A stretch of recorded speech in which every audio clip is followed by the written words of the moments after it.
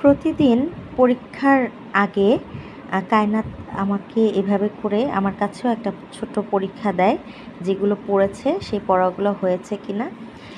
তো এই যে বাংলা পরীক্ষা ছিল প্রথম দিন, সে লিখেছে।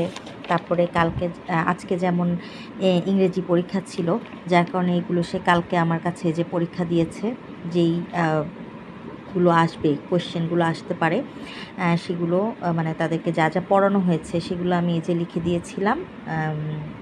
এই যে ওয়ার্ড মেকিং, ওয়ার্ড মিনিং, এগুলো সে পড়েছে। কোয়েশ্চেন আনসার, এগুলো আমি কোয়েশ্চেনগুলো লিখে দিয়েছি, যে অ্যান্সারগুলো লিখেছেও। ঠিক আছে। আজকে যেমন সে পড়ছে সায়েন্স, এটা এখনও লেখেনি, এটা সন্ধ্যার সময় সে এই পরীক্ষাটা আমার কাছে দিবে। হ্যাঁ, সায়েন্সের এগুলো তার এখন পড়া তো আছেই, সেগুলো প্রিপারেশন নিচ্ছে। তারপরের দিন আছে ম্যাথ। এই যে আমি কোয়েশ্চেন আমি রেডি করে রেখেছি, এই যে রাইটিং ওয়ার্ডস, এগুলো সে লিখবে। সেটার সাথে এই যে কিছু ম্যাথ আরও আছে অনেক, আমি জাস্ট ওকে বোঝানোর জন্য এখানে অল্প কিছু দিয়েছি, আরও সে তো করবেই। হ্যাঁ, এগুলো চলছে। এই হচ্ছে আমাদের পরীক্ষার প্রিপারেশন। যেহেতু পরীক্ষা চলছে, খুব প্রেশার যাচ্ছে মেয়েটার উপরে আসলে, কারণ মাঝখানে বেশ কিছুদিন অসুস্থ ছিল ও, আমিও অসুস্থ ছিলাম, যার কারণে একটু পিছিয়ে পড়েছিলাম পড়াশোনায়। বাট আলহামদুলিল্লাহ আমাদের পরীক্ষার প্রিপারেশন যথেষ্ট ভালো, আমরা সব কিছু সুন্দর করে পড়ছি।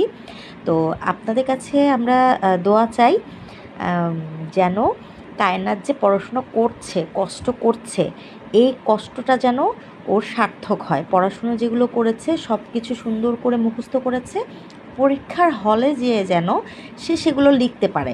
আর ওর প্রবলেম কি, ও হচ্ছে সবই পারে, এই যে প্রত্যেকটা প্রশ্নের উত্তর সে পারে, কিন্তু ক্লাসে বসে বা পরীক্ষার হলে বসে যখন সে লিখতে যায়, অমনোযোগিতার কারণে দেখা যাচ্ছে কিছু না কিছু ছুটে আসে। যেমন আমি একটা উদাহরণ দেই, এই যে ধরেন এই যে বিগ বানান, মানে এটার ওয়ার্ড মিনিং, বিগ অর্থ হিউজ, এখানে HUGE, সে হয়তো পরীক্ষার সময় লিখতে লিখতে হঠাৎ করে এদিক সেদিক তাকালো, এই ইটা দিল না, তো তাহলে কি হয়ে গেল, হিউজের বানানটা কিন্তু হয়ে গেল হাগ, এবং সেক্ষেত্রে বানানটা হয়ে গেল ভুল, তো নাম্বারটা তো আর পাবে না। তো ওর এই ধরনের ছোটোখাটো ভুলগুলো হয় ওর অমনোযোগিতার কারণে। তো আমি জাস্ট দোয়া করি সবসময় আল্লাহর কাছে, যে মেয়ের আমার আলহামদুলিল্লাহ বা মাশাল্লাহ বুদ্ধি আছে, মেধা আছে, সেটাকে যেন সঠিকভাবে কাজে লাগাতে পারে। আপনারাও দোয়া করবেন যে ও যেন সুস্থ থাকে এবং সুন্দর করে যা যা পড়েছে সেই জিনিসগুলো যেন সুন্দর করে লিখে আসতে পারে, তাহলেই হবে।